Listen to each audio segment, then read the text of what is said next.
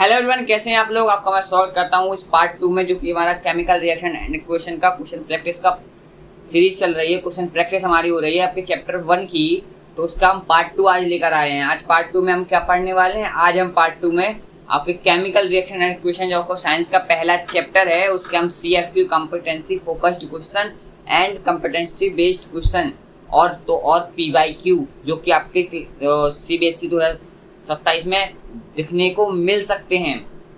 ठीक है, तो जो आपके PYQ वगैरह है, CFQ CBQ, पूरी की पूरी आज की जो क्लास है बहुत ही धुआंधार क्लास होने वाली है। तो क्लास को कंप्लीट देखना एंड कंप्लीट पूरी क्लास को वॉच करना। ठीक है, तो हम स्टार्ट करते हैं अपने पहले से ये लेक्चर को। जो अपना लेक्चर हमारा 6 है, जो हमारी केमिकल रिएक्शन एंड इक्वेशन है। और हमारा ये चैनल कौन सा है, हमारे एडुशून्य चैनल है, जिसको आपको सब्सक्राइब कर रखना है, क्योंकि इसी में आपको पूरी आपकी क्लास 10th की क्वेश्चन प्रैक्टिस से लेकर गाइडेंस से लेकर और पूरी साइंस पढ़ाई जाएगी एंड मैथ एंड इंग्लिश।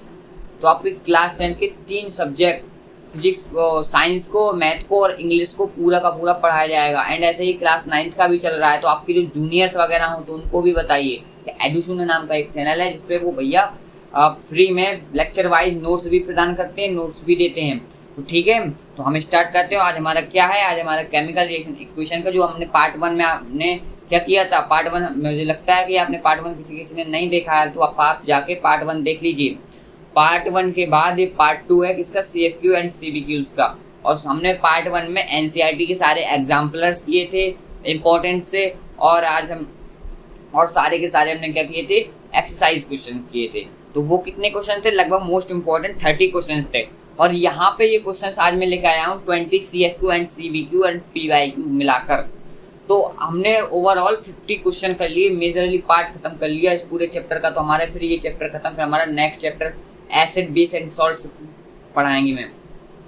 फिर मैं next chapter acid base and salts पढ़ाऊंगा। ठीक है, तो हमारा लास्ट लेक्चर है, इसमें हमारे सारे क्वेश्चन प्रैक्टिस हो गई। तो आपको अब क्या करना है, आप मुझे आशा है कि आपको सब समझ में आया होगा पिछली वाली क्लास का। एंड आपने जो मैंने होमवर्क किया था, प्रॉमिस कराया था कि आपको होमवर्क को रीअटेंड करना है, जो क्वेश्चन नहीं बने उनको दोबारा से क्वेश्चन सवालों को लगाना है, तो आपने किया होगा वो।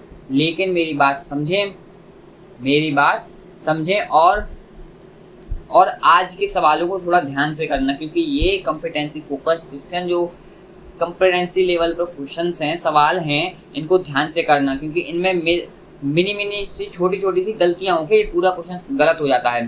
तो इन सवालों को थोड़ा अच्छे से करना और फोकस के साथ करना। इनका नाम ही है कॉम्पिटेंसी फोकस क्वेश्चन। ठीक है, तो हम स्टार्ट करते हैं अपने इस पार्ट 2 को। पार्ट 1 आपने जिसने नहीं देखा है वो पार्ट 1 देख लेना। ठीक है, जिसने पार्ट 1 अभी तक नहीं देखा है।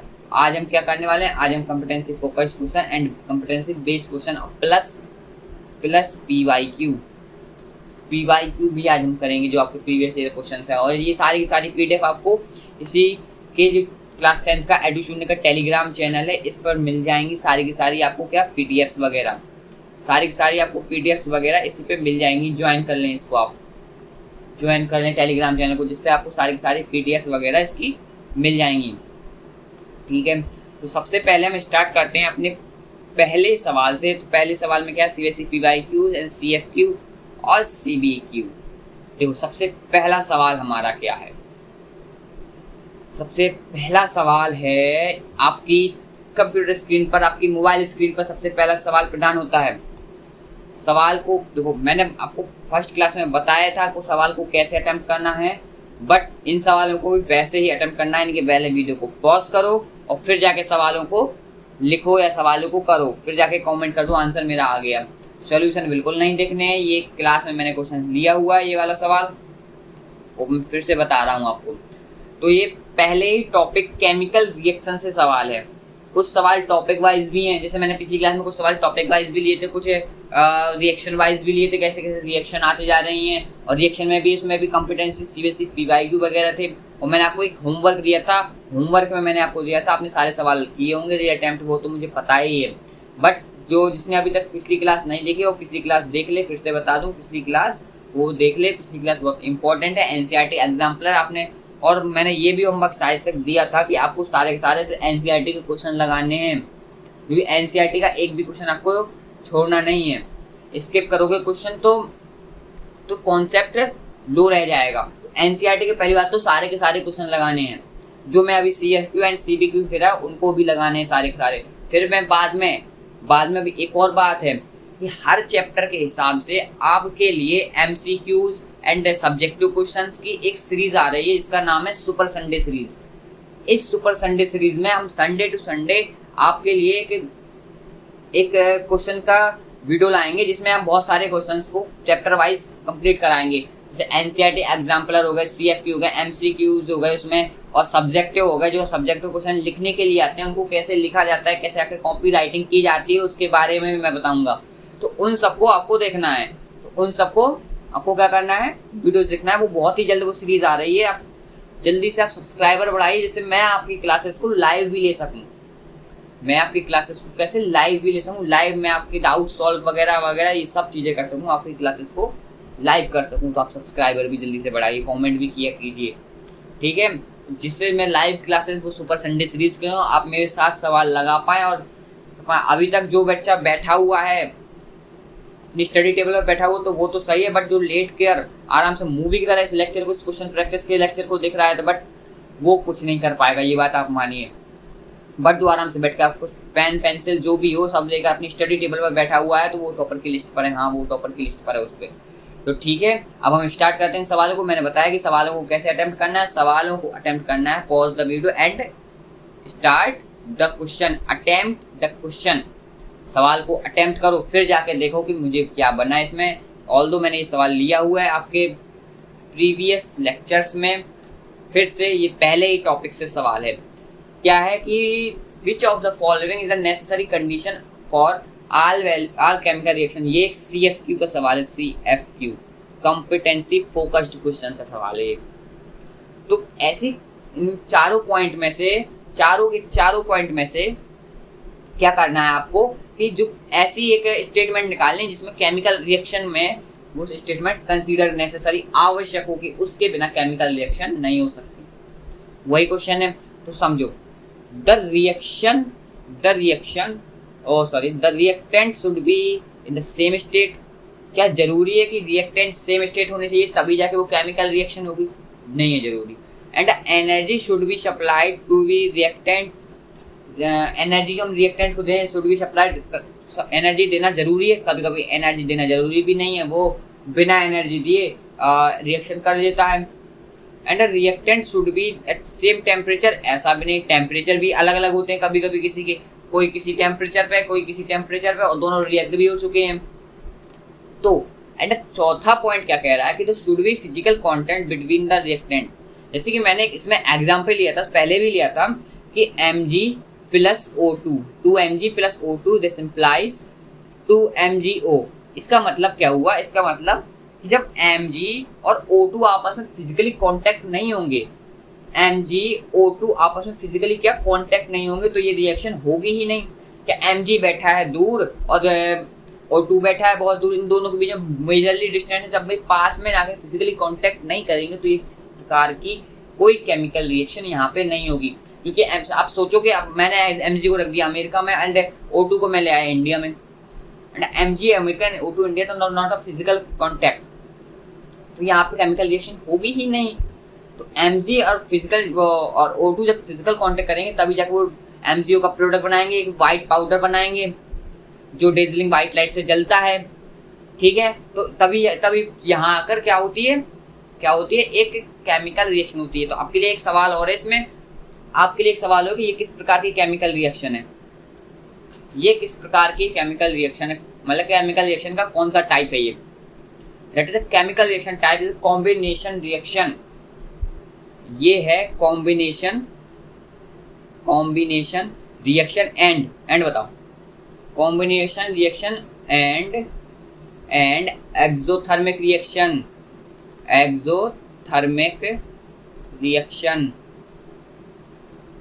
क्योंकि एक्सोथर्मिक इसलिए क्योंकि इसमें एनर्जी निकलती है। एनर्जी क्या होती है? एनर्जी निकलती है इसमें, तो इसलिए ये क्या है, एक एक्सोथर्मिक रिएक्शन है, ठीक है। तो आपको बताओ क्या क्या रिवाइज हो गया आपका। अब देखो केमिकल रिएक्शन वाला पार्ट हो गया, केमिकल रिएक्शन क्या होती है, यहाँ पे केमिकल चेंज होता है तो उसी की प्रोसेस को केमिकल रिएक्शन कहते हैं। इसके बाद हमने पढ़ा केमिकल रिएक्शन के जो किस लिए, मतलब कि कैरेक्टरिस्टिक क्या है, तो जब तक वो फिजिकल कांटेक्ट नहीं करेंगे तब तक वो तो कोई प्रोडक्ट बनेगा नहीं, तो ये नेसेसरी एक कंडीशन इनके लिए। एंड सेकंड चीज हमने केमिकल रिएक्शन के टाइप के बारे में पढ़ा कि इस रिएक्शन में हम जो एग्जांपल लिया है वो कौन सी रिएक्शन का टाइप है, वो एक क्या बोलते हैं कि combination reaction and exothermic reaction का एक टाइप एग्जाम्पल है। हमने कितना सारा एक ही क्वेश्चन के अंदर सारा का सारा रिवाइज कर लिया। ऐसे ही आपको सारा का सारा इसमें क्वेश्चन के साथ ही रिवाइज कर दिया जाएगा। मतलब कि जो बच्चे ने पिछले वाले लेक्चर भी देखे होंगे ना, उसमें भी मैंने हर क्वेश्चन के साथ एक चीज रिवाइज करा दी चैप्टर को पूरा। तो पूरा माइंड मैप आपका चैप्टर का पूरा माइंड मैप मैंने कुछ सवालों के साथ ही लगा दिया है, सवालों के साथ ही बता दिया है। तो एक प्रकार का आपका रिवाइज। और अभी क्या होगा कि जैसे मैं लाइव क्लास उसमें क्या लूंगा कि वन शॉट सीरीज लाऊंगा। वन शॉट सीरीज में आपका वन शॉट में सारा का सारा चैप्टर रिवाइज करूंगा, जिसे वो माइंड मैप सीरीज भी बोल सकते हैं। ठीक है, वन शॉट सीरीज या फिर माइंड मैप सीरीज वो भी लेकर आऊंगा। उसके लिए बहुत कुछ सोच कर रखा है कि पूरी की पूरी आपकी क्लास 10 बहुत अच्छे से जाने वाली है और आप टॉपर भी बनने वाले हैं। एंड आपको बस कुछ नहीं करना है, सिंपल रूल है। लेक्चर देखिए, पहला लेक्चर देखिए एंड दूसरा साथ साथ नोट्स बनाइए। एंड जो मैं प्रैक्टिस के लिए सवाल दे रहा हूँ, होमवर्क दे रहा हूँ, होमवर्क को करिए। एंड थर्ड बात, नोट्स बनाने के बाद नोट्स को रिवाइज करना जरूरी है रोज के रोज। ऐसा नहीं कि आप 2 दिन 3 दिन बाद उसको रिवाइज करें, नहीं, रोज उसका रिवाइज कर लिया, फिर 1 दिन बाद बस मैक्स टू मैक्स 1 डेज बाद रिवाइज करना है। तो रिवाइज करना है एंड नोट्स बनाने हैं, प्रैक्टिस करनी है। एनसीईआरटी क्वेश्चन हो गए, कुछ क्वेश्चन बैंक वगैरह हो गए, उन सारे के सारे क्वेश्चन की प्रैक्टिस करनी है। आप उसमें कमांड पकड़ जाएंगे, जिसकी वजह से आपके लिए वो जो पकड़ है वो अच्छी हो जाएगी और वो साइंस आपके लिए एक टॉपर की तरह बिहेव करेगी। यानी साइंस से आप टॉपर बनेंगे।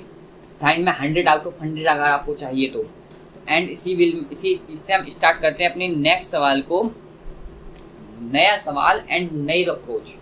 नया सवाल एंड नई अप्रोच। मैंने आपको क्लासेस में एक सवाल ये दिया होगा कि वो, चलो मैं अभी बताता हूँ, ठीक है। तो देखो ये सवाल एक क्या कह रहा है कि the value of A B C and D in the following balance chemical equation are respectively. Okay, उन्होंने बोला है कि ये जो केमिकल इक्वेशन है इसमें ए बी सी की वैल्यू क्या है। मतलब कि आपको पूरी तरीके से बताओ, सीबीएसई पीवाईक्यू आया, देखो सीबीएसई पीवाईक्यू है। क्या है ये? सीबीएसई पीवाईक्यू है। लेकिन बच्चों सुनो, आपको बैलेंस करना है। इतना सा भैया सवाल पीवाईक्यू मारा, हाँ वही सब चीजें, आपको कुछ नहीं करना, सिर्फ बैलेंस करना है इक्वेशन को। बस इसमें ही क्या है कि इसमें ही एक क्लू छुपा हुआ है। क्लू क्या है? देखो सीबीएसई पीवाईक्यू, देखो ए बी और सी और डी की वैल्यू निकालनी है। तो मैं यहीं इसी के नीचे लिख रहा हूँ वैल्यू।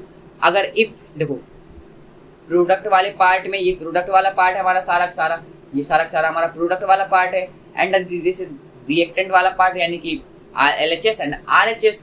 तो LHS वाले पार्ट में PB कितना है? 1 एंड RHS वाले पार्ट में PB 1 है। ठीक है, उसको छोड़ो। And nitrogen and LHS part, nitrogen LHS वाले पार्ट में कितना है? वो 1 है, यहाँ पे भी 1 है, बट यहाँ पे 2 है। तो यहाँ पे 2 करने के लिए यहाँ पे अगर मैं 2 से मल्टीप्लाई कर दूं तो नाइट्रोजन 2 हो रहे हैं, नाइट्रोजन 2 हो रहे हैं। बट इसी से देखा जाए कि लेकिन ऑक्सीजन दोनों तरफ कितने कितने हो रहे हैं? RHS में यानी कि प्रोडक्ट वाले पार्ट में ऑक्सीजन कितने हो रहे हैं? 1 2 3 4 5 to 7, 5 to 7 हो रहे हैं RHS वाले पार्ट में। लेकिन इसी की जगह देखा जाए जो LHS वाला पार्ट है उसमें हमारे जो क्या बोलते कि ऑक्सीजन है वो 6 है। तो अगर मैं 6 से यहाँ पे 2 से मल्टीप्लाई करूँ ए में, अगर मैं 2 से मल्टीप्लाई करूँ तो यहाँ पे PB भी 2 हो रहे हैं एंड O2 कितने हो रहे हैं? 12 हो रहे हैं। अब सारा का सारा तिगड़म रायता है वो फैल गया। अब बच्चा इसमें क्या होता है? कंफ्यूज होता है। अब बताओ बैलेंसिंग पर इतना भी ऐसा सवाल आता है तो बच्चा क्या हो जाता है? इस पर कंफ्यूज होता है। उसको नंबर्स में बहुत सारे चेंजेस लाने पड़ते हैं। क्या लाने पड़ते हैं? नंबर्स में बहुत सारे चेंजेस लाने पड़ते हैं। तो समझो, ये मैंने यहाँ पे 2 से मल्टीप्लाई किया तो क्या क्या चेंज आया? पहले सबसे पहले ये समझो, PB है जो हमारा PB लेड है वो क्या हो गए? 2 हो गए PB। तो PB 2 हो गया हमारा। ठीक है, मुझे यहाँ पे मतलब कि 2 से मल्टीप्लाई करना पड़ेगा। अब यहाँ पर ऑक्सीजन देखें तो ऑक्सीजन अब LHS वाले पार्ट पे कितने हो रहे हैं? तो 12 ऑक्सीजन हो रहे हैं। कितने? 12 ऑक्सीजन हो रहे हैं। लेकिन RHS वाले पार्ट पे अभी कितने ऑक्सीजन हो रहे हैं? अभी 8 ऑक्सीजन हो रहे हैं। तो एक चीज पे, मतलब एक चीज पे बस और चेंज करना। लेकिन ये भी सुन लो, अभी जो हमारा LHS वाला पार्ट है, यानी कि जो PbNO3 का होल ट्वाइस है, उसमें नाइट्रोजन कितने 4, एंड RHS वाले पार्ट में यानी कि प्रोडक्ट वाला पार्ट में नाइट्रोजन कितने 2। तो यहाँ पे मुझे एक चेंज करना पड़ेगा, यहाँ पे मुझे 4 से मल्टीप्लाई करना पड़ेगा, 4 से मल्टीप्लाई करना पड़ेगा, ठीक है। तो जब मैं 4 से मल्टीप्लाई करूंगा तो जो हमारे RHS वाले पार्ट में, अब काउंट करो कितने हुए ऑक्सीजन हमारे, 8 8 4 12, एंड ऑक्सीजन एंड नाइट्रोजन और Pb यानी कि लेड, RHS और LHS दोनों तरफ ही बराबर हो गए। तो जो हमारी केमिकल इक्वेशन है, ये पूरी बैलेंस केमिकल इक्वेशन है पहली बात तो। अब उन्होंने हमसे पूछा क्या था, उन्होंने हमसे ABCD की वैल्यू पूछी थी। जहाँ पे कुछ नहीं होता वहाँ पे 1 होता है। तो ABCD की वैल्यू रिस्पेक्टिवली हो गई, A की वैल्यू हो गई 2, एंड B की वैल्यू भी 2 हो गई, एंड C की वैल्यू यहाँ पे 4, एंड D की वैल्यू 1, 2 2 4 1। एंड आपके लिए एक और क्वेश्चन कि A plus B plus C plus D की वैल्यू निकालिए। सिंपल सवाल, इन सबको जोड़ दो, सिंपल सवाल, इन सबको जोड़ दो बस। तो D। अब हम नेक्स्ट क्वेश्चन की ओर दिख रहे थे अपना। हमारा अब नेक्स्ट क्वेश्चन क्या आ रहा है हमारे, एक और ये CBSE का PYQ है, जो हमारा CBQ क्वेश्चन है, कॉम्पिटेंसी बेस्ड क्वेश्चन है। इसमें हमें बोला गया है कि example of thermal decomposition, example of thermal decomposition. भैया थर्मल डिकम्पोजिशन क्या होता है? थर्मल डिकम्पोजिशन का मतलब ऐसी डिकम्पोजिशन रिएक्शन जिसमें हीट का यूज किया हो गया हो उसको डिकम्पोज करने के लिए। ओके, तो थर्मल डिकम्पोजिशन क्या होता है? ऐसी डिकम्पोजिशन रिएक्शन जिसमें हीट का यूज किया गया हो उसको डिकम्पोज करने के लिए। तो इन रिएक्शन में देखो किस में ऐसी रिएक्शन है जिसमें हीट का यूज किया गया हो। भैया हमें याद है कि फर्स्ट वाली जो रिएक्शन है AgCl वाली, सिल्वर क्लोराइड वाली, इसमें फोटोलिटिक रिएक्शन है, क्योंकि इसमें सनलाइट की प्रेजेंस में ये रिएक्शन होती है। जब तक ये होती है फोटोलिटिक। ये कौन सी रिएक्शन है? फोटोलिटिक या फिर photolysis. And the next reaction कौन सी है? नेक्स्ट रिएक्शन हमको कह रही है CaCO3 calcium carbonate that implies CaO plus CO2। तो अब इसमें भैया क्या बात है, इसमें जो हमारा कैल्शियम कार्बोनेट वो कैसे बनता है? जो हमारा क्या बोलते हैं कि कैल्शियम हाइड्रोक्साइड होता थी, जो कैल्शियम हाइड्रोक्साइड की व्हाइट वॉशिंग की कोटिंग होती थी, वो कार्बन डाइऑक्साइड के साथ क्रिया करके क्या बनाता था? Calcium carbonate. अब कैल्शियम कार्बोनेट से वापस कैल्शियम ऑक्साइड बनाने के लिए हमको क्या करना पड़ेगा भैया? तो कैल्शियम कार्बोनेट से वापस से कैल्शियम ऑक्साइड बनाने के लिए हमको हीट की प्रेजेंस चाहिए होगी। तो ये केस कौन सी है? ये थर्मोलिटिक है। ये क्या है? थर्मोलिटिक डिकम्पोजिशन रिएक्शन है। थर्मोलिटिक डिकम्पोजिशन रिएक्शन है ये, ठीक है। अब नेक्स्ट थर्ड इक्वेशन क्या कह रही है? थर्ड इक्वेशन हमसे कह रही है कि H2O gives H2 plus O2, मतलब पानी है जो हमारा H2O है उससे H2 प्लस O2 बन रहा है। अब ये कब डिकम्पोज होता थी? जब वो एक बीकर में हम 2 ग्रेफाइट की इलेक्ट्रोड एंड उसको एक DC करंट के साथ जोड़ते थे, तब जाके उसमें इलेक्ट्रोलिटिक डिकम्पोजिशन रिएक्शन होती है। तो ये किसका एग्जाम्पल होगा? थर्ड वाला कि H2O that implies H2 plus O2। तो वो हो गया किसका? ये एग्जाम्पल हो गया कि electrolytic. And the fourth example में क्या रहा कि KClO3 दैट इम्प्लाइज KCl यानी कि पोटेशियम क्लोराइड प्लस O2 यानी कि ऑक्सीजन। दो लोग इसमें डिकम्पोज हो गए, दो लोगों को किसी एक को 2 पार्ट में डिकम्पोज कर दिया। तो इसका मतलब इसमें हमारी हीट का यूज होगा। तो ये हमारी कौन सी है? ये हमारी थर्मोलिटिक है। ओके, तो हमारा इसमें कौन कौन सी रिएक्शन जो थर्मोलिटिक है? And the second reaction and fourth reaction. तो D option is the right answer, क्योंकि हमारी second reaction and fourth reaction है वो हमारी थर्मोलिटिक है, डी ऑप्शन है। ओके, आप देखो कि जैसे ये वही वाली है, इसका यूज किया जाता था किसमें? ब्लैक फोटोग्राफी में, ठीक है। इसका यूज किया जाता किसमें? मैन्युफैक्चरिंग सीमेंट में। ओके, तो ये हमारी कौन से? एक ये हमारी थर्मोलिटिक है एंड एक ये हमारी थर्मोलिटिक है। थर्मोलिटिक तो KClO3 वाली है, एक हमारे CaCO3 यानी कैल्शियम कार्बोनेट। ओके, तो आंसर इज डी सही, ठीक है। इसके बाद नेक्स्ट सवाल हमारा क्या कह रहा है? नया सवाल आया है, बढ़िया सा सवाल है। कॉम्पिटेंसी फोकस्ड क्वेश्चन है ये, कॉम्पिटेंसी फोकस्ड क्वेश्चन है। इसको कैसे अटेम्प्ट करना वो मैंने बताया ही आपको कि आपको वीडियो को पॉज करनी है, वीडियो को क्या करनी है, पॉज, इसके बाद we will attempt the question, फिर तुम उस क्वेश्चन को अटेम्प्ट करो। ओके, तो वीडियो को मैंने मेरे हिसाब से तुमने पॉज किया होगा, अटेम्प्ट भी किया होगा, आपका आंसर भी आया होगा। बट अब इसको कीजिए कि the ratio of x ratios y of reactants Fe and H2O in the given balance chemical equation, यानी कि इस केमिकल इक्वेशन में Fe H2O के जो कोफिशिएंट्स हैं x एंड y, ये कोफिशिएंट्स हैं, इनके जो रेशियो बताओ।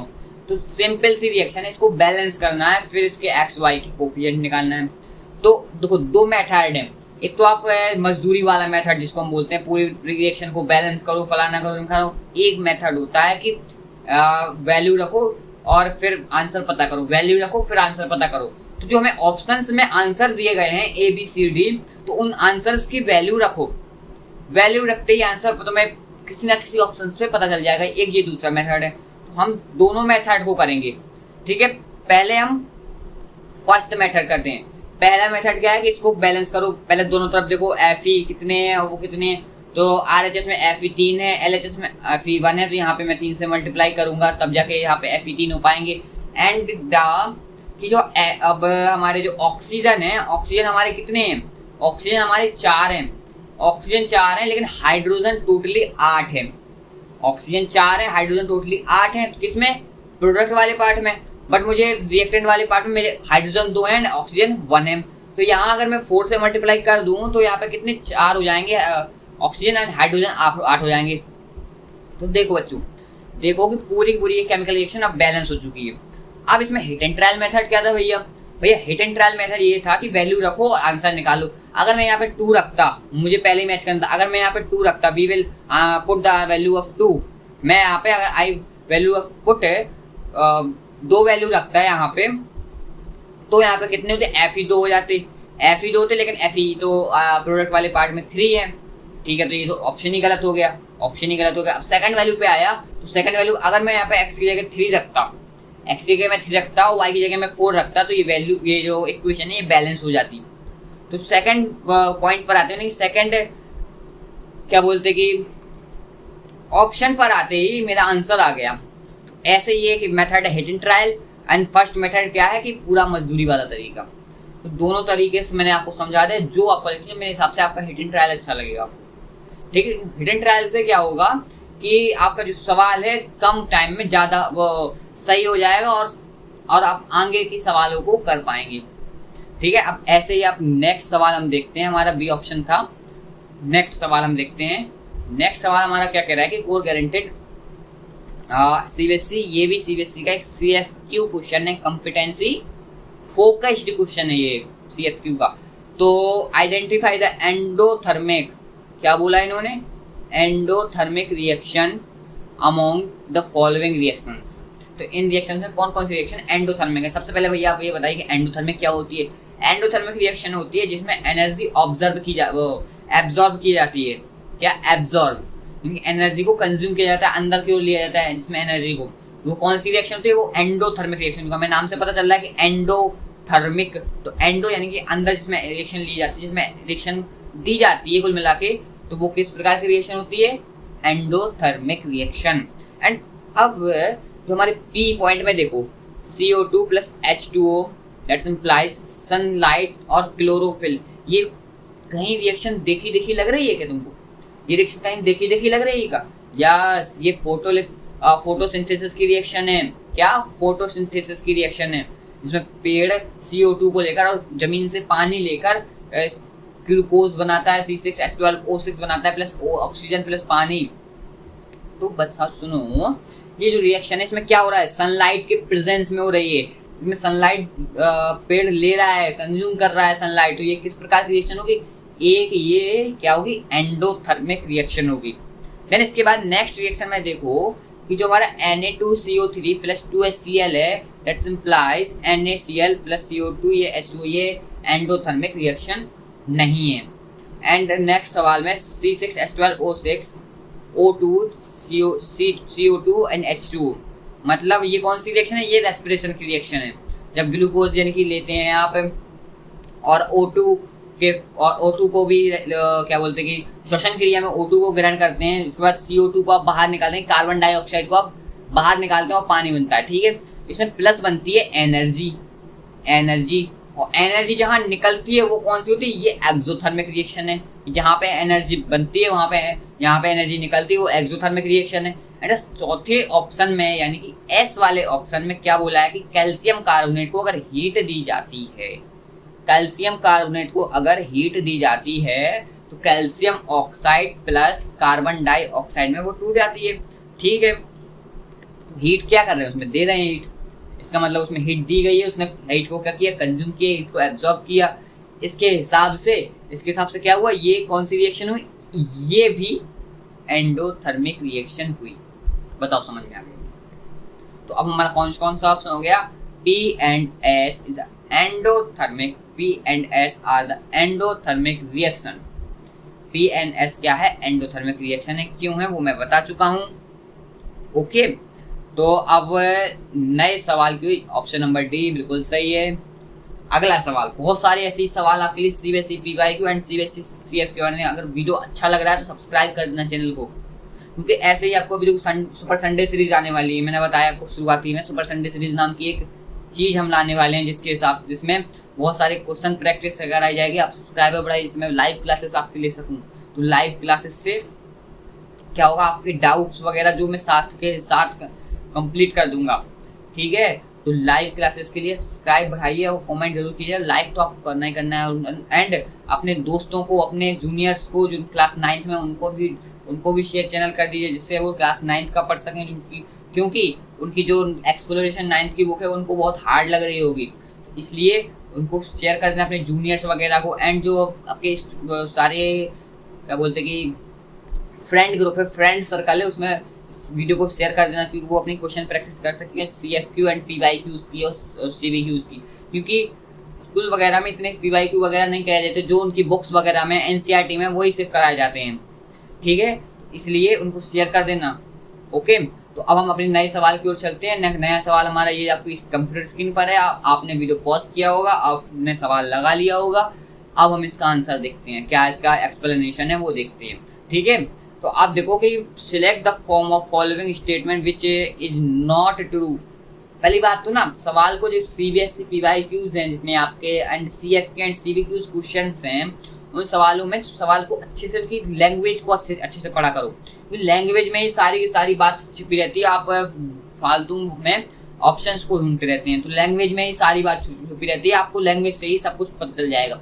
उन्होंने क्या बोला है, उन्होंने बोला है कि select from the following statement which are not true. क्या बोला उन्होंने, नॉट ट्रू, जो सही नहीं है।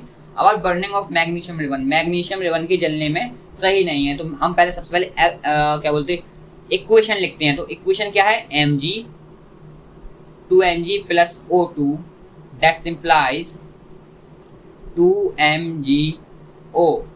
ये सॉलिड है हमारा, ये हमारी गैस है, एंड ये हमारा सॉलिड है।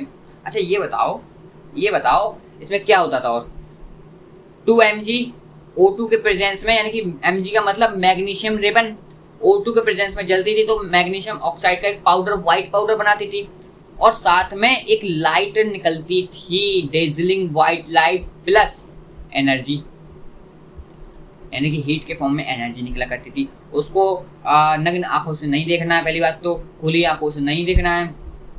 ठीक है, तो उन्होंने आप ऑप्शंस क्या दिए हैं जिससे मैं बता सकूं वो गलत है ऑप्शन। तो it Burns with dazzling light, हाँ ये डेजलिंग लाइट के साथ व्हाइट फ्लेम के साथ जलती है, बिल्कुल सही है। And a white powder is formed of burning, जो व्हाइट पाउडर मैग्नीशियम ऑक्साइड का जो व्हाइट पाउडर बनता है वो किसके जलने से बनता है, इसी के जलने से बनता है, मैग्नीशियम रिबन के। ठीक है, ये भी सही वो है। बट इन्होंने थर्ड ऑप्शन में क्या बोला है कि it is an endothermic reaction. अब आप बताओ क्या ये सही है, क्या ये सही है? क्या ये जो पर्टिकुलरली रिएक्शन लिखी हुई है कि 2Mg plus O2 that implies 2MgO plus light plus energy, तो ये क्या एक प्रकार की एंडोथर्मिक रिएक्शन है? एंडोथर्मिक रिएक्शन क्या होती है? जिसमें एनर्जी एब्जॉर्ब की जाती है।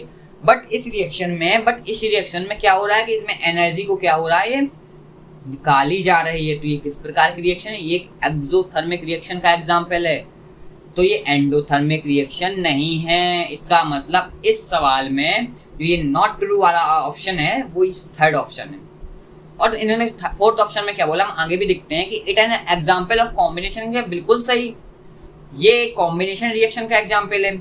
मैंने कैसे बताया, अब कुछ बच्चों को डाउट्स ये आता है, मैंने क्लास में भी डाउट्स को रिजॉल्व किया है, पूरा सही किया है कि जो Mg प्लस O2 बच्चे बोलते हैं कि कॉम्बिनेशन रिएक्शन तो कहती है जिसमें दो या दो से अधिक प्रोडक्ट क्या बोलते कोई एलिमेंट या कंपाउंड मिला कोई एक नया प्रोडक्ट बनाते। इसमें तो भैया MgO बना प्लस लाइट बनी प्लस एनर्जी बनी, मैं उसको कंसिडर नहीं करेगा। ये कोई नई चीज नहीं है, ये कोई नई चीज नहीं है इस नेचर में, ये हर जगह कॉमन चीज है।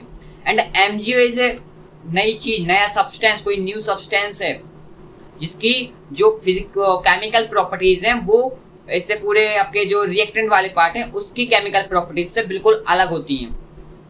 एक बात आप नोट करके लिख लीजिए, जो प्रोडक्ट बनता है उसकी केमिकल प्रॉपर्टीज उसके पिछले जिससे वो बना है, यानी कि जिस रिएक्टेंट से वो बना है उनसे बिल्कुल डिफरेंट होती हैं। ठीक है, उनसे क्या होती हैं, बिल्कुल डिफरेंस होती हैं। अब ये बताओ लाइट की क्या स्टेट है, फिजिकल स्टेट लाइट की क्या है, एनर्जी की फिजिकल स्टेट बताओ आप मुझे। एनर्जी सॉलिड है, लिक्विड है, गैस है, क्या है एनर्जी, मेरे को बताओ। तो इनको मैं क्या करूंगा, कंसीडर ही नहीं करूंगा। तो MgO, तो यहाँ पे ये कॉम्बिनेशन रिएक्शन का एक बढ़िया सा एग्जाम्पल है। क्या ये कॉम्बिनेशन रिएक्शन का बढ़िया सा एग्जाम्पल है। एंड ये किस और क्या है, एक्सोथर्मिक रिएक्शन है, ये एंडोथर्मिक रिएक्शन नहीं है। क्यों भैया, क्योंकि इसमें एनर्जी निकाली जा रही है, एनर्जी एब्जॉर्ब नहीं की जा रही है। तो ये किस चीज का एग्जांपल है, एक्सोथर्मिक रिएक्शन का एग्जांपल है। आशा करता हूँ आप समझ गए होंगे, आपका आंसर भी आया होगा। जिसका आंसर आया होगा वो आप अपने जो विन्स हैं जिससे आप प्राइज लेते हैं वो प्राइज को आप लीजिए। ठीक है। एंड नेक्स्ट सवाल क्या कह रहा है, हमारा सी ऑप्शन था सही है। नेक्स्ट सवाल क्या कह रहा है, नया सवाल, एक और सवाल CBSE PYQ आपकी स्क्रीन पर। वीडियो को पॉज कीजिए एंड स्टार्ट क्वेश्चन। ठीक है, तो select the form following a process in which a combination reaction involve. अब उन्होंने बोला कि इन प्रोसेस में कौन सी कॉम्बिनेशन रिएक्शन है। ठीक है, तो ब्लैक एंड वाइट फोटोग्राफी। अच्छा, ब्लैक एंड वाइट फोटोग्राफी मैंने कहाँ पे बोला था कि कहाँ पे, अभी इस पहले भी अभी इसी से कुछ क्वेश्चन सवालों के पहले मैंने ब्लैक फोटोग्राफी के बारे में, ब्लैक एंड वाइट फोटोग्राफी के बारे में बात की थी। तो जो डिकम्पोजिशन रिएक्शन होती है उसमें silver chloride and silver bromide में जो सनलाइट के प्रेजेंस में टूट जाते हैं, डिकम्पोज हो जाते हैं, उसका यूज हमने इसलिए किया है, उसका हम use black and white photography के लिए यूज करते थे। तो ये हमारी एक डिकम्पोजिशन रिएक्शन का एग्जांपल है, ए ऑप्शन है। And B option is the burning of coil. Burning of coil का, वो कोल का मतलब होता है कि कोल मतलब कोयला। तो कार्बन जो हमारा सॉलिड फॉर्म में पाया जाता है, जो O2 के साथ बर्न करके CO2 बनाता है, यानी कि कार्बन डाइऑक्साइड बनाता है, जो कि गैस, कार्बन डाइऑक्साइड की गैस बनाता है। अच्छा भैया, अब ये बताइए कि carbon plus oxygen implies CO2 carbon dioxide, तो ये क्या है, कॉम्बिनेशन रिएक्शन का एग्जांपल है। हाँ बिल्कुल, ये कॉम्बिनेशन रिएक्शन का एग्जांपल है। क्यों है, क्योंकि इसमें दो या दो से अधिक कोई एलिमेंट या कंपाउंड मिलेगा, कोई एक नया प्रोडक्ट बनाते हैं, और जो प्रोडक्ट बना, हमारा न्यू सब्सटेंस बना, उससे पिछले वाले से जो केमिकल प्रॉपर्टीज हैं वो बिल्कुल अलग होती हैं। ठीक है। एंड बर्निंग ऑफ मेथेन में नहीं होता है। तो जब मेथेन को O2 के प्रेजेंस में जलाया जाता है तो दो या दो से अधिक प्रोडक्ट बनते हैं। तो ये कॉम्बिनेशन रिएक्शन का एग्जाम्पल नहीं है। एंड डाइजेशन ऑफ फूड, ये केमिकल चेंज है, इसलिए में कॉम्बिनेशन रिएक्शन नहीं है, ये कॉम्बिनेशन रिएक्शन नहीं है ये। तो B option will be the right answer. B option क्या है, सही सवाल का सही उत्तर है बी ऑप्शन। एंड नेक्स्ट सवाल, नया सवाल। एंड नेक्स्ट सवाल, ये सवाल मैं क्लासेस में ले चुका हूँ, पिछली वाली क्लासेस में ले चुका हूँ मैं, बट फिर से ही आपको एक बार रिवाइज करा दूँ, रिकैप करा दूँ। तो ये सवाल क्या कह रहा है, ये भी आपका CBSE PYQ है। इन the following experimental setup electrolysis of water.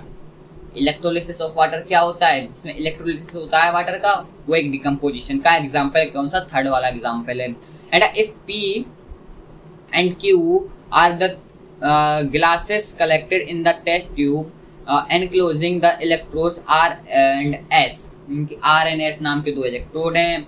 and then select the options and options in which the matching correct। उन्होंने बोला ऑप्शंस करेक्ट है, ठीक है, रिकैप करा दूं तो इलेक्ट्रोलिसिस क्या होता था, इलेक्ट्रोलिसिस में होता था कि जब हम जैसे दो हमारी ग्रेफाइट की इलेक्ट्रोड होते थे, ग्रेफाइट के इलेक्ट्रोड को हम क्या करते थे, पानी में दो टेस्ट ट्यूब उनके ऊपर रख के उन इलेक्ट्रोडों को बैटरी से या डीसी बैटरी से, ये हमारी कौन सी बैटरी है, ये हमारे डीसी करंट की बैटरी है, डीसी बैटरी है, बैटरी से हम जोड़ा करते थे।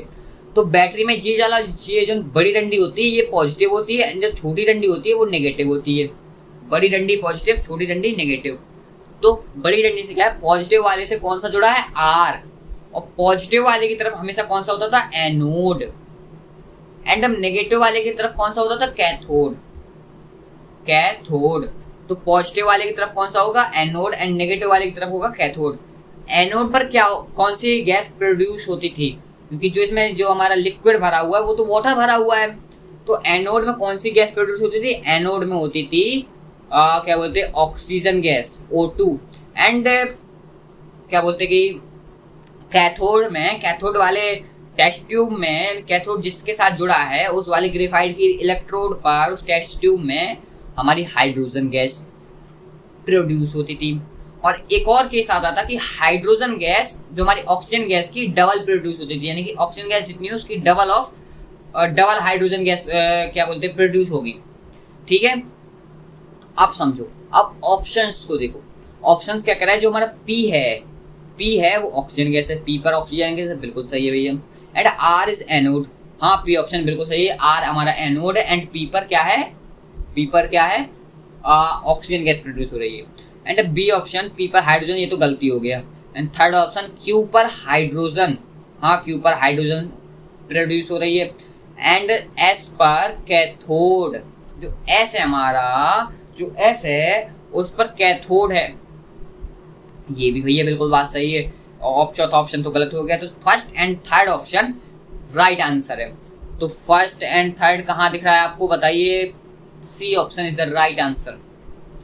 हमारा जिस चीज़ का आंसर सही निकला है वो सिर्फ सबका सही निकला होगा, क्योंकि मैं पहले भी इसका एक्सप्लेनेशन कर चुका हूँ। तो जिस चीज़ अभी तक किसी ने नहीं किया था उसका रिकैप भी हो गया होगा, और उसका क्या बोलते कि उसको सवाल बन भी गया होगा। आशा करता हूँ कुछ समझ में आया होगा। अब हम नेक्स्ट सवाल की ओर चलते हैं। नेक्स्ट सवाल हमारा सी ऑप्शन इसका था, ओके। नेक्स्ट सवाल हमारा क्या कह रहा है कि ये सवाल भी मैं लिख चुका हूँ, इसको मैं आपको होमवर्क दे रहा हूँ। ये सवाल मैंने क्लासेस में कराया हुआ है, ठीक है। तो ये आपके लिए क्या है, होमवर्क है, इस सवाल को करना है आपको। तो एक फर्स्ट होमवर्क नंबर 1 हो गया ये, ठीक है। इसका ऑप्शन आंसर मैंने लगा दिया है साथ में, अगर आपको आंसर में दिक्कत रही तो आंसर लगा हुआ है। एंड नेक्स्ट सवाल क्या बोल रहे हैं कि डिकम्पोजिशन रिएक्शन, अजर्शन रीजन के ऊपर सवाल है। अजर्शन रीजन के ऊपर भी सवाल आते हैं कि बच्चा अजर्शन और रीजन में कंफ्यूज हो जाता है और उसको सवाल ही नहीं बनते। अजर्शन और रीजन पर सवाल समझिए कि कैसे सवालों को करते हैं। तो एक अजर्शन नाम का कोई व्यक्ति है, एक रीजन नाम का व्यक्ति है। अजर्शन किसके हिसाब से चल रहा है, रीजन के हिसाब से, ऐसा समझो, ठीक है। अजर्शन है तो उसका कुछ रीजन भी होगा। जैसे मैंने मैंने बोला कि मेरा नाम ये है, तो मेरा नाम ये क्यों है, वो कुछ उसका कुछ रीजन होगा। तो अजर्शन है एंड रीजन है। तो अजर्शन सबसे पहले पढ़ो कि decomposition reaction are generally endothermic reaction, बिल्कुल सही बात है। डिकम्पोजिशन जनरली एंडोथर्मिक रिएक्शन होती है। क्यों होती है, क्योंकि इस रिएक्शन में हमें जनरली एनर्जी की रिक्वायर्ड होती है। जब एनर्जी की रिक्वायरमेंट होगी तभी जाके चीज डिकम्पोज होगी, कोई कंपाउंड या कोई सब्सटेंस। अब रीजन इसका क्या दिया गया है, इन्होंने इस चीज को समझिए। रीजन इन्होंने क्या दिया है कि डिकम्पोजिशन इज ऑर्गेनिक मैटर, जो सारे के सारे ऑर्गेनिक मैटर्स वगैरह होते हैं इन कंपोस्ट इन एक्सोथर्मिक प्रोसेस, वो एक्सोथर्मिक प्रोसेस में कंपोस्ट करते हैं। अब भैया हमें ये समझ में नहीं आ रहा कि एजर्शन और रीजन दोनों की अलग अलग लोग बोल रहे हैं, एक एंडोथर्मिक की बात कर रहा है तो एक एक्सोथर्मिक की बात कर रहा है। इसका मतलब क्या हुआ? इसका मतलब ये हुआ, क्या हुआ इसका मतलब आप ये समझो कि ये तो बिल्कुल बात पक्का है कि जो हमारा कि एंडोथर्मिक रिएक्शन है वो डिकम्पोजिशन में जनरली पाई जाती है, ठीक है। लेकिन ये भी बात सही है, जो हमारी ऑर्गेनिक कंपाउंड होते हैं, ऑर्गेनिक मैटर होते हैं, जब वो डिकम्पोज होते हैं मिट्टी वगैरह में तो हीट प्रोड्यूस करते हैं, ये भी बात सही है, हीट निकालते हैं, तो वो एंडोथर्मिक रिएक्शन भी हो गई। बट एजर्शन और रीजन दोनों तो सही है। एजर्शन रीजन मुझे पता चल गया, एजर्शन भी सही है एंड रीजन भी सही है। बट क्या रीजन एक एजर्शन का करेक्ट एक्सप्लेनेशन है, यानी कि करेक्ट उसके एजर्शन के बारे में सही बात बता रहा है कि मेरा नाम ये था तो क्यों ये था, उसके बारे में ये सही बात बता रहा है? उस चीज को समझने में दिक्कत आती है बच्चों को।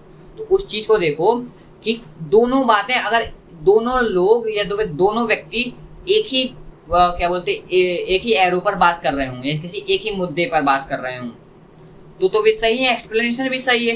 बट दोनों अलग अलग मुद्दे पर बात कर रहे हो तो वो तो एक्सप्लेनेशन सही नहीं है। वैसे जैसे कि एजर्शन में देखा जाए वो बोल रहा है कि डिकम्पोजिशन रिएक्शन है वो क्या है, एक एंडोथर्मिक रिएक्शन है जनरली, और रीजन में क्या बोल रहा है कि जो ऑर्गेनिक कंपाउंड का डिकम्पोजिशन होता है वो एक एक्सोथर्मिक रिएक्शन है। दोनों ही के दोनों एक अलग वे में जा रहे हैं, अलग अलग रास्तों में जा रहे हैं, तो ये क्या एक करेक्ट एक्सप्लेनेशन नहीं होगा कि इसका ऑप्शन ये हो जाएगा कि बोथ एजर्शन और reason are true and but reason are not the correct explanation of assertion. ऐसे एजर्शन एंड रीजन के सवालों को किया करते हैं। आशा करता हूँ आपको ये सवाल समझ में आया होगा। एंड अब नए सवाल की नेक्स्ट सवाल की ओर हम चलते हैं। ऑप्शन नंबर हमारा 20 सही था इसमें। अब नए नेक्स्ट सवाल हमारा क्या कह रहा है? नेक्स्ट सवाल बड़ा ही मजेदार सवाल है जो कि कलर से रिलेटेड है। रंगीन दुनिया, इस जगत की रंगीन दुनिया में, ठीक है, the colour of the solution observe. भाषा को हमेशा पढ़ा करिए अच्छे से, मतलब कि उसमें से उस पॉइंट को पिकअप कीजिए, pick up okay. After about 1 hour on placing iron nail, एक ये बात I iron nail in the copper sulphate solution. अच्छा, उन्होंने बोला है कि जो the colour of the solution, एक सॉल्यूशन का मुझे कलर बताइए जो ऑब्जर्व किया गया हो आफ्टर, यानी कि 1 घंटे के बाद। 1 घंटे के बाद कैसे? Placing iron nail in copper sulphate solution, copper sulphate के सॉल्यूशन में आयरन नेल का डालना। अच्छा भैया ये बताइए कॉपर सल्फेट या आयरन, इसके आयरन नेल बोल क्या रहा है हमको?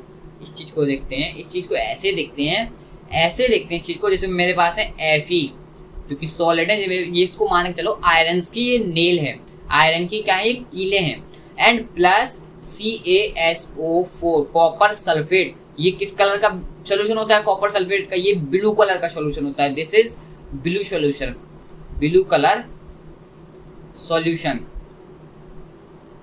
ब्लू कलर का क्या होता है? ये सॉल्यूशन होता है। एंड दिस इम्प्लाइज क्या होता है कि हमारा FeSO4 बनता है प्लस कॉपर का सॉलिड बाहर निकल जाता है। ये दोनों के दोनों एक्वस सॉल्यूशन है। This is aqueous solution. अच्छा, ये सबसे पहला मेरे तरफ से आपके लिए सवाल है कि ये किस प्रकार के रिएक्शन है।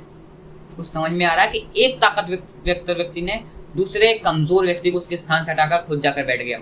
इसका मतलब ये कौन सा कलर, ये कौन सी रिएक्शन है? ये डिस्प्लेसमेंट रिएक्शन है। बिल्कुल सही, ये क्या है? डिस्प्लेसमेंट रिएक्शन है, ठीक है।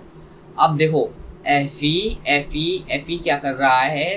कैल्शियम सल्फेट के बेन से Fe क्या कर रहा है? FeSO4 का यानी कि आयरन सल्फेट का विलेन बना रहा है, आयरन सल्फेट का विलेन बना रहा है। तो उन्होंने पूछा है कि जो प्रोडक्ट बना है उसमें हमारे 1 घंटे बाद कौन सा कलर ऑब्जर्व किया है। तो कलर की बात है, इसमें जो हमारे ये कलर बनता था, ये किस चीज़ का कलर होता है? ये होता था पेल ग्रीन। एक पेल ग्रीन कलर का सोल्यूशन बनता था और ये होता था हमारा रेडिश ब्राउन। अच्छा, अब बच्चों में इसमें दिक्कत आती है, बच्चों को इसमें क्या दिक्कत आती है कि भैया कि ऑप्शंस में पेल ग्रीन एंड रेडिश ब्राउन दोनों के दोनों ऑप्शन दिए, क्या मैं दोनों टिक कर दूं? नहीं। अगर पेल ग्रीन और रेडिश ब्राउन दोनों टिक है तो क्या दोनों टिक करोगे? नहीं, दोनों टिक नहीं करोगे। पहले आप ये समझो कि सवाल में हमसे पूछा गया क्या गया था। सवाल में हमसे यही पूछा गया कि the colour of the solution, यानी कि उस सॉल्यूशन का कलर बताइए जो ऑब्जर्व किया गया हो कि 1 घंटे बाद आयरन नेल को कॉपर सल्फेट के विलयन में डालने पर क्या बनता है, ये पूछा। तो वो सॉल्यूशन की बात कर रहे हैं, ना कि सॉलिड की बात कर रहे हैं। तो हमारे कॉपर क्या है इसमें, कॉपर हमारा सॉलिड स्टेट में, एंड जो हमारा FeSO4 सॉल्यूशन है एक्वस सॉल्यूशन, जिसका कलर होगा हमारा पेल ग्रीन कलर। आंसर है बी। ओके, आंसर आपका सही निकल गया होगा, हमारा आंसर बी ही है। मैंने आपको हर स्लाइड के बाद मैंने आंसर्स लगाए हैं कि आपको विश्वास है कि भैया आपका आंसर सही है। ऐसे मैं पिछली क्लास में लाया था, पिछली क्लास में मैं एक्सप्लेनेशन भी लाया था, आज मैं साथ में उसको एक्सप्लेनेशन बताया जा रहा हूँ। आपको ऑप्शंस वगैरह हैं सारे के सारे, कुछ उसमें मतलब कि सब्जेक्टिव काम नहीं है इसमें, ठीक है। अब नेक्स्ट सवाल ये कह रहा है कि अब मेटल एम नाम का एक मेटल है जो कि डिस्प्लेस कर रहा है iron from aqueous solution. Iron को उसके एक्वस सॉल्यूशन से डिस्प्लेस कर रहा है, जो आयरन सल्फेट का सॉल्यूशन है। यानी कि मेरे पास है FeSO4 का एक सॉल्यूशन है, इसको डिस्प्लेस कर रहा है कौन, एक एम नाम का व्यक्ति कर रहा है। वो क्या बना रहा है, MSO4 नाम से एक सॉल्यूशन बना रहा है, Fe को उसके स्थान से डिस्प्लेस कर रहा है। अच्छा भैया, अब उन्होंने क्या बोला कि but fails to do so in case of aqueous solution of aluminium sulphate. यानी कि जब वो आयरन के केस में आयरन सल्फेट के विलयन के साथ क्रिया करता है तो आयरन को तो डिस्प्लेस कर दे रहा है, बट जो इसी केस में वो एल्यूमिनियम, जब वो एम नाम का व्यक्ति एल्यूमिनियम सल्फेट के Al2SO4 के होल थ्राई यानी कि एल्यूमिनियम सल्फेट के विलयन से रिएक्शन कर रहा है, तो वो क्या कर रहा है, वो रिएक्शन ही नहीं हो रही है। अब उन्होंने पूछा कि एम क्या है, एम क्या है, ठीक है। अब बच्चे को इसमें क्या दिक्कत आती है, बच्चे पता है याद नहीं करते। वो हमारी मैंने जो रिएक्टिविटी सीरीज बताई थी, इससे रिएक्टिविटी पता चल रही है कौन ज़्यादा रिएक्टिव है एंड कौन लेस रिएक्टिव है। वो रिएक्टिविटी सीरीज याद करनी थी सबसे पहले आपको। उस रिएक्टिविटी सीरीज में पता क्या किया था, वो देखो मैं अभी आपको रिएक्टिविटी सीरीज दिखाऊं तो रिएक्टिविटी सीरीज क्या कह रही है, ये देखो। जो रिएक्टिविटी सीरीज क्या कह रही है, उन्होंने बोला कि हमारा सबसे पहले क्या बोला कि एम नाम का कोई व्यक्ति है जो Fe के साथ क्रिया करके उन्होंने बोला है कि जो एम है हमारा, एम नाम का एक व्यक्ति है जो FeSO4 के सॉल्यूशन से Fe को डिस्प्लेस कर दे रहा है। Fe को हटा के खुद MSO4 नाम का एक सॉल्यूशन बन जा रहा है, मैंने मान के चल लिया, ठीक है।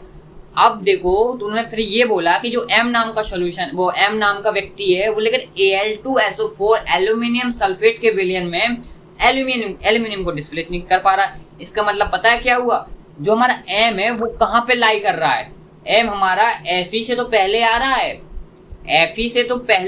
बट Al के बाद आ रहा है, तभी वो ऐसी बात हो रही है, ऐसा समझो। एम हमारा है वो Fe से पहले आ रहा है, तभी जाके Fe को क्या कर रहा है, डिस्प्लेस कर पा रहा है, एंड Al के बाद आ रहा है, यानी कि एल्यूमिनियम के बाद आ रहा है, तो एल्यूमिनियम को वो क्या नहीं कर पा रहा है, डिस्प्लेस नहीं कर पा रहा। तो वही देखो रिएक्टिविटी सीरीज में देखो कि जो हमारा एम है, एम नाम का कोई व्यक्ति है, वो Fe से तो पहले आ रहा है एंड एल्यूमिनियम के बाद आ रहा है, तो वो एक ही व्यक्ति है, वो जिंक नाम का व्यक्ति है जो ये दोनों काम कर सकता है। मतलब कि अगर वो जिंक एम के स्थान पर हो तो FeSO4 के साथ क्रिया करके, यानी कि फेरस सल्फेट के जो सब्सटेंस है एक्वस सॉल्यूशन के साथ क्रिया करके क्या बनाएगा, एक जिंक सल्फेट का विलयन बनाएगा, एक्वस सॉल्यूशन बनाएगा और Fe को डिस्प्लेस कर देगा। लेकिन इसी केस में अगर वो Al2SO4 के होल थ्राई यानी कि एल्यूमिनियम सल्फेट के विलयन के साथ क्रिया करेगा तो वो रिएक्शन नहीं होगी। वो रिएक्शन क्यों नहीं होगी, वो रिएक्शन इसलिए नहीं होगी क्योंकि वो रिएक्शन में जो हमारा एल्यूमिनियम है वो मोर रिएक्टिव है एंड एम है जो हमारा जिंक है वो लेस रिएक्टिव है। तो zinc is the right answer, ठीक है। जिंक क्या है, जिंक एक राइट आंसर है। Okay okay okay. अब नेक्स्ट सवाल हम देखते हैं, नया सवाल एंड नेक्स्ट सवाल। ये एक CFQ है जो कि CBSE ने लिया था, ठीक है। बहुत ही बढ़िया क्वेश्चन है। इस क्वेश्चन को सबसे पहले आप अटेम्प्ट कीजिए, ठीक है। इस क्वेश्चन को सबसे पहले आप अटेम्प्ट कीजिए, फिर जाके कहीं बताइए मेरे को। अटेम्प्ट आपने किया होगा, आंसर आपका आया होगा, वीडियो को पॉज करना था आपको क्योंकि, ठीक है। अब समझो इस क्वेश्चन को। A single displacement reaction is represent below P Q plus R plus P R plus Q. अच्छा ये डिस्प्लेसमेंट रिएक्शन एक प्रकार की। Which of the following question is true about the reactant and product. अच्छा कौन सा question सही है, कौन सा मतलब ऑप्शन सही है। इन्होंने पहले ऑप्शन मतलब ऑप्शंस में क्या है कि type of ion of R in product, product में आर है उसके आयन के टाइप के बारे में पूछा है इन्होंने। Stability of P R as compare to P Q, अच्छा इनके बारे में पूछा है। ठीक है, अब भैया क्या बता रहे हैं आप समझो।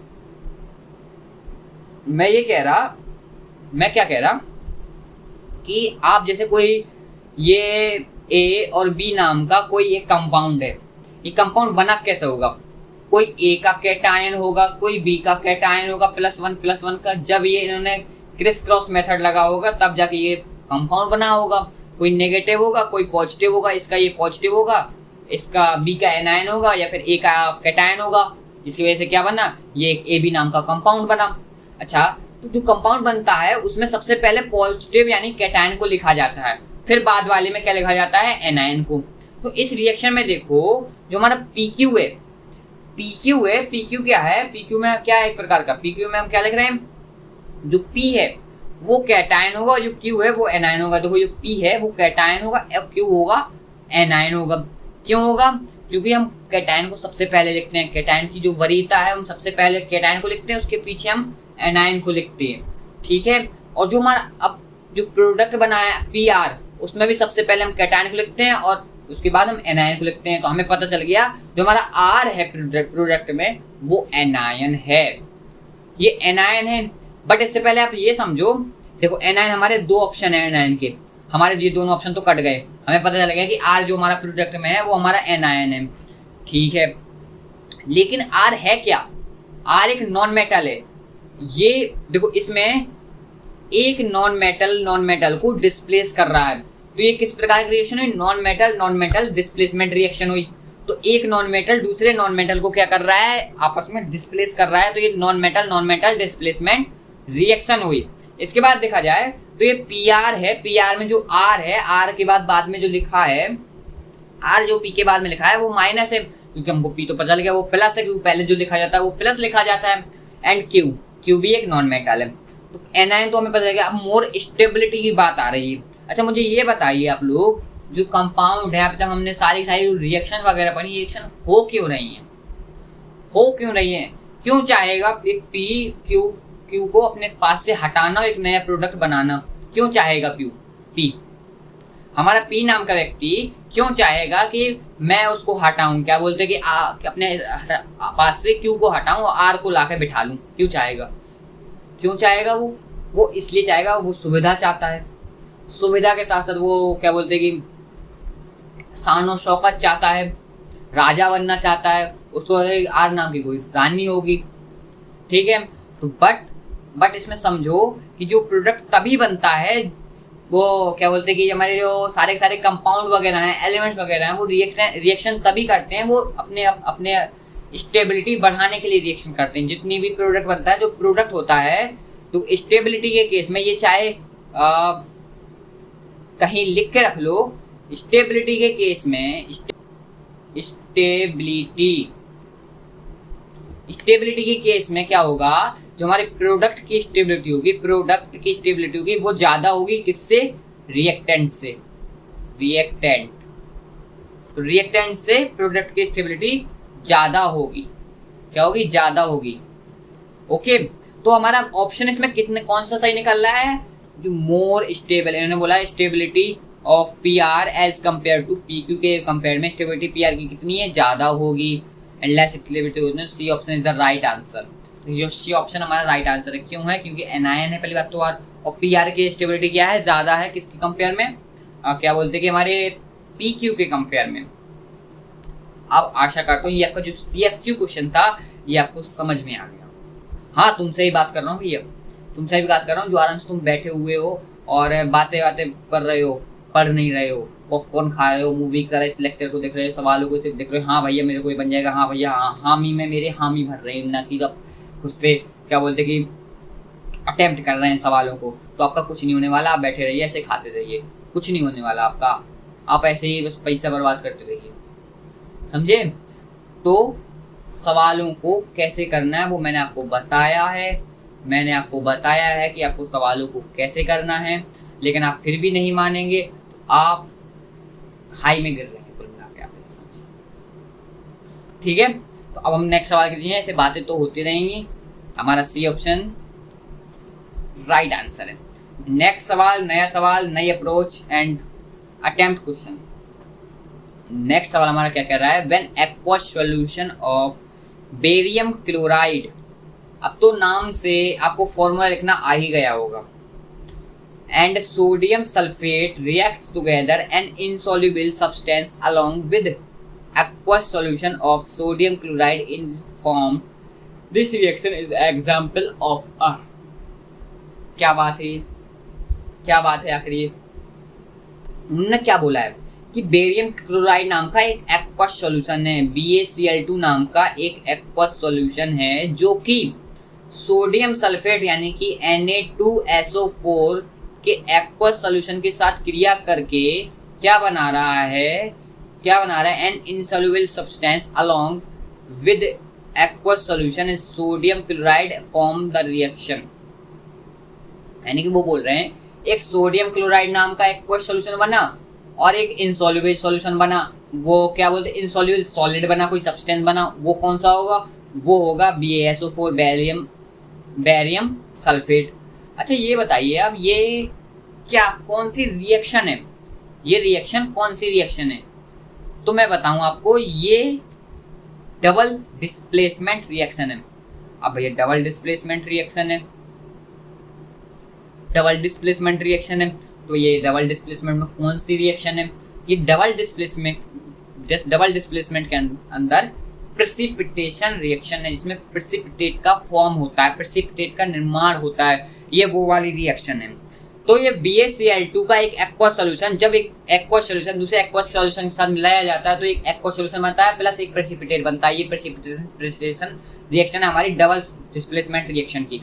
अच्छा भैया, तो इसमें क्या हो रहा है, cation anion, cation anion, cation anion आपस में क्या होते हैं, शेयर किए जाते हैं। तो उन्होंने ये पूछा कि ये रिएक्शन आखिर है कौन सी? तो ये हमारी एक डबल डिस्प्लेसमेंट रिएक्शन है। ये हमारी कौन सी रिएक्शन है? ये हमारी डबल डिस्प्लेसमेंट रिएक्शन है। कौन सी रिएक्शन है हमारी? डबल डिस्प्लेसमेंट रिएक्शन है।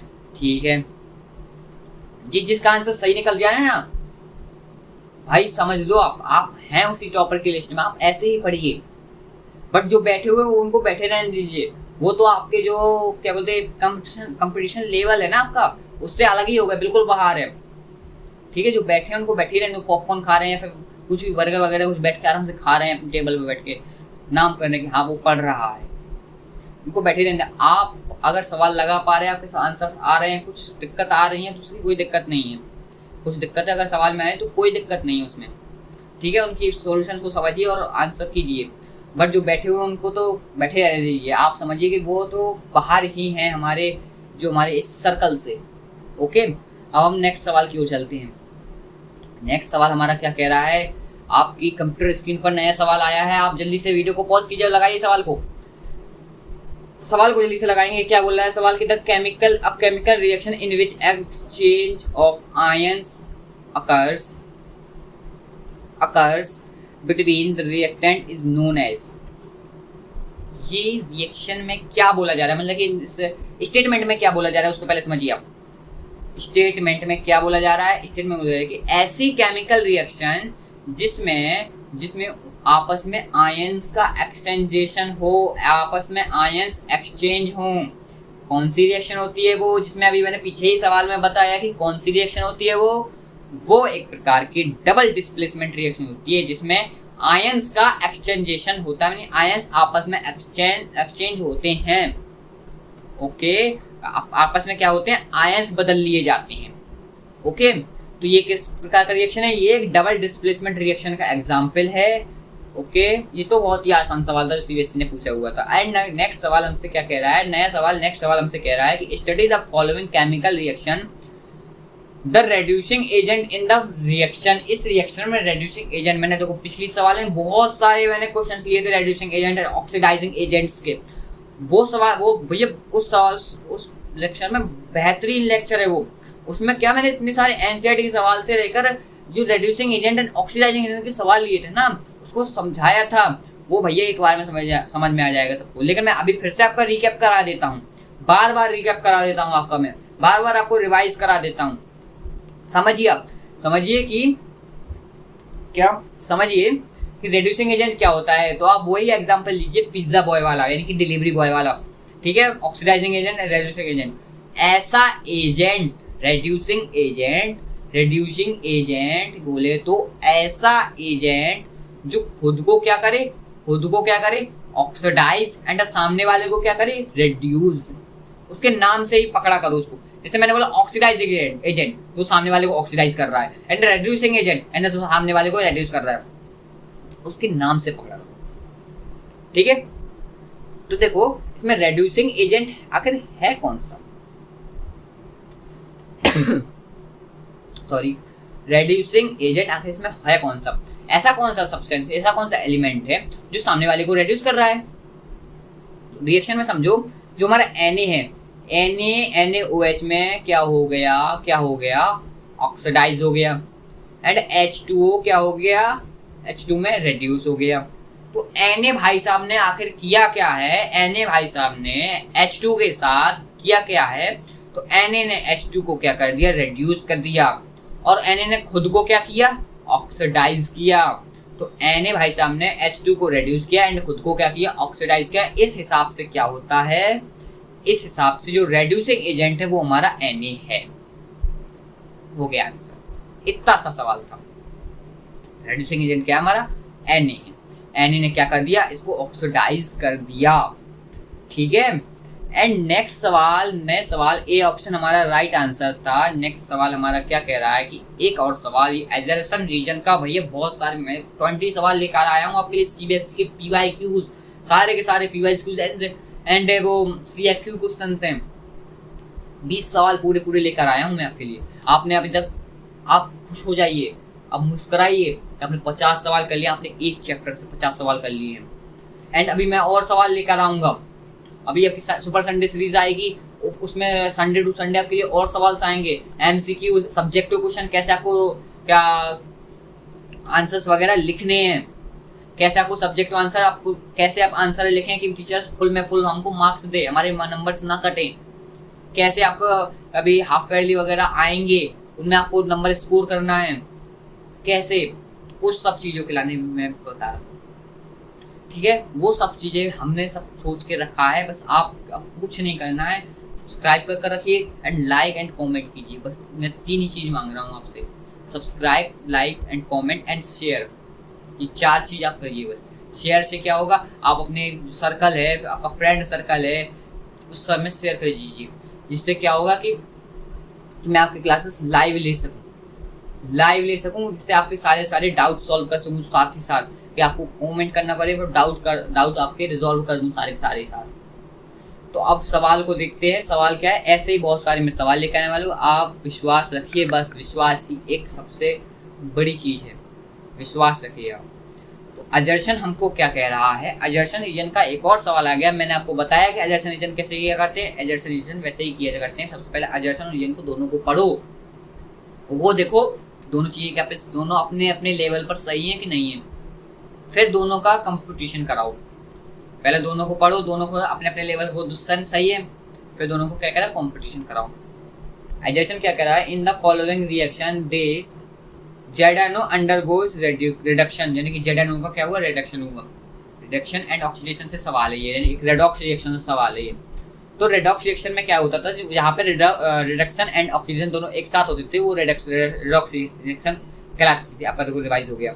एंड ZNO क्या हुआ, ZN में जिंक में रेड्यूस हो गया। क्यों हुआ, क्योंकि रिमूवल ऑफ ऑक्सीजन जहाँ होता है वहाँ पे रिडक्शन होता है, एंड एडिंग ऑफ ऑक्सीजन जहाँ पे होता है वहाँ पे ऑक्सीडेशन होता है। तो वहाँ पे CO का क्या हुआ, कार्बन क्या हुआ, ऑक्सीडेशन हुआ। तो उन्होंने ये बात तो सही बोली अजर्शन में कि ZNO है वो अंडरगोज रेड्यूस हुआ है, बिल्कुल सही है। अब इन्होंने क्या बोला है नेक्स्ट सवाल में कि carbon is reducing agent that reduce ZNO to ZN। ये बात बच्चों को कभी कभी झपती ही नहीं है, झपती नहीं है, क्यों इतनी बड़ी बात लिखी है, वो समझ नहीं पाते कि रेड्यूसिंग एजेंट, ये रेड्यूस, ये क्या हो रहा है आखिर। रेड्यूसिंग एजेंट का मतलब क्या होता है, वो सामने वाले को क्या कर दे, रेड्यूस कर दे। अब ऐसा कार्बन ने किया क्या है जो रेड्यूसिंग एजेंट कहला रहा है? तो कार्बन ने क्या किया है, कार्बन ने क्या किया है, कार्बन ने किसको किसको Zn को, कार्बन ने Zn को रेड्यूस कर दिया और खुद को क्या किया, ऑक्सीडाइज किया है। तो carbon is a reducing agent, ये तो बात सही है। तो that reduce ZnO to Zn, यानी कि ZnO को जिंक में उसने रेड्यूस किया है, बिल्कुल बात सही है। यानी कि एजर्शन अपने लेवल पर सही है एंड रीजन अपने लेवल पर सही है। अब क्या दोनों लोग अपने अपने लेवल पर सही हैं तो इनके कंपटीशन लेवल पर दोनों सही होंगे, नहीं सही होंगे? क्या ये करेक्ट एक्सप्लेनेशन होगा कि नहीं होगा, उस चीज को देखते हैं। उस चीज को देखने के लिए क्या करो कि ये किस बात के बारे में बता रहा है, जो हमारा रीजन बता रहा है कि ये एक रेड्यूसिंग एजेंट है कार्बन हमारा, जो कि ZnO को Zn में रेड्यूस कर रहा है। एंड द जो हमारा क्या बोलते हैं कि एजर्शन है, वो क्या बता रहा है कि ZnO एक reduction, ZnO undergoes reduction, ZnO reduction हो रहा है ZnO का, क्योंकि वो ZnO से Zn में रेड्यूस हो रहा है। कि रीजन एंड एजर्शन एक ही बात बता रहे हैं, इसका मतलब जो रीजन होगा वो एजर्शन का एक करेक्ट एक्सप्लेनेशन होगा। क्या बोला मैंने, रीजन एजर्शन का करेक्ट एक्सप्लेनेशन होगा। तो A option is the right answer, both assertion and reason are true and reason is the correct explanation of assertion. Reason is the correct explanation of assertion. हमारा A option सही है, हमने A option ही लगाया था, बिल्कुल सही है आपका अगर आपने किया है। एजर्शन रीजन के सवाल में बच्चों को यही दिक्कत आती है कि वो लैंग्वेज को पढ़ के समझ नहीं पाते हैं कि एक्सप्लेनेशन सही है कि नहीं है इसका, उसको इन लैंग्वेज पढ़ने में दिक्कत रहती है, समझे। अब नेक्स्ट सवाल क्या है, अब आपके लिए सवाल है कि होमवर्क। अब आपके ये जो लेक्चर है वो कंप्लीट होने को आ गया है। लेक्चर क्या है आपका, कंप्लीशन को आ गया है। मैंने पिछले वाला लेक्चर तो 1 घंटा 40 मिनट का लगभग में था, 1 घंटा 40 मिनट लगभग 100 मिनट्स का लेक्चर था। वो NCERT के बहुत सारे मैंने सवाल भी लिए थे, 30 क्वेश्चन। ये तो 1 घंटे सवा घंटे में खत्म ही हो गया लेक्चर, 1 घंटे में खत्म हो गया लेक्चर। तो होमवर्क क्वेश्चन आपके लिए क्या है, कुछ मैं आपके लिए एक मैंने होमवर्क नंबर 1 वो दिया था मैंने, एक पीछे है होमवर्क, प्रीवियस होमवर्क एक, एंड सेकंड होमवर्क आपके लिए एक होमवर्क ये है, होमवर्क नंबर 2। होमवर्क नंबर 2 क्या कह रहा है कि copper powder is taken in China dish heated over a burner. आपको क्या करना है, इस सवाल को करना है, ये किस प्रकार का है, नेम ऑफ कलर लिखना है, state and colour and form, कौन सा प्रोडक्ट फॉर्म हुआ, एंड इसकी पूरी क्या करनी है आपको, केमिकल रिएक्शन लिखनी है। एंड नेक्स्ट होमवर्क नंबर 3 कि when hydrogen gas passed over heated copper and steam form, write the balanced chemical equation and physical state of the reaction। informative reaction बनानी है, state what kind of chemical reaction, ये कौन सी प्रकार की chemical reaction, इसके बारे में बताना। तो ये आपके 3 होमवर्क हैं जो कि CBSE PYQs भी हैं, CBSE PYQ है। तो आपके अब ये लेक्चर आपका समाप्त होता है। आपको इसके जो सारे के सारे जो नोट्स वगैरह वो तो आपको इस टेलीग्राम चैनल पर मिल रहे हैं। प्लीज़ एंड कोऑपरेट, इस टेलीग्राम चैनल को ज्वाइन कर लेना। अगर आपको नोट चाहिए, सारे के सारे सवाल चाहिए, तो इस टेलीग्राम चैनल को क्या कर लेना, ज्वाइन कर लेना। ओके, इस टेलीग्राम चैनल को क्या कर लेना, ज्वाइन कर लेना। एडू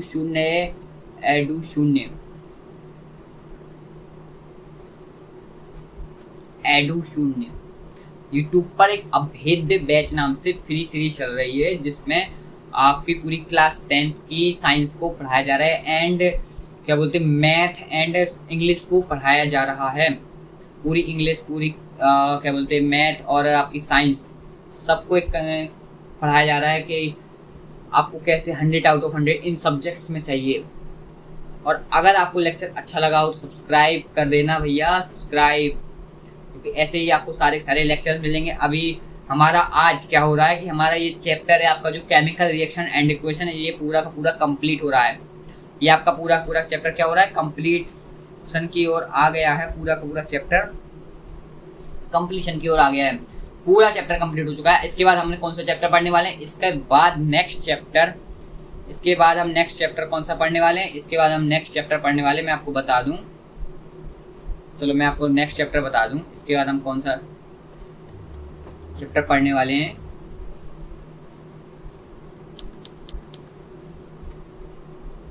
नेक्स्ट चैप्टर हमारा होने वाला है एसिड,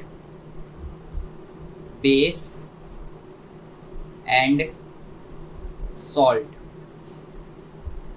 तो नेक्स्ट चैप्टर हमारा क्या होने वाला है, एसिड, बेस एंड सॉल्ट का चैप्टर होने वाला है। नेक्स्ट चैप्टर हमारा क्या होने वाला है, एसिड, बेस एंड सॉल्ट का चैप्टर होने वाला है। ओके, तो अगली अब नेक्स्ट क्लास आपकी नेक्स्ट एक दिन छोड़कर ही आ जाएगी, ठीक है। तो नेक्स्ट चैप्टर का फर्स्ट लेक्चर आप जरूर अटेंड करना एंड थैंक यू। तो मिलते हैं अगली क्लास में, जो हमारा एसिड, बेस एंड क्या बोलते हैं कि सॉल्ट का चैप्टर नंबर 2 है आपकी साइंस का, उसका लेक्चर 1 पे हम मिलते हैं बहुत ही जल्द। तो थैंक यू। जय हिंद, जय भारत। आपने लेक्चर में बहुत साथ दिया, धन्यवाद।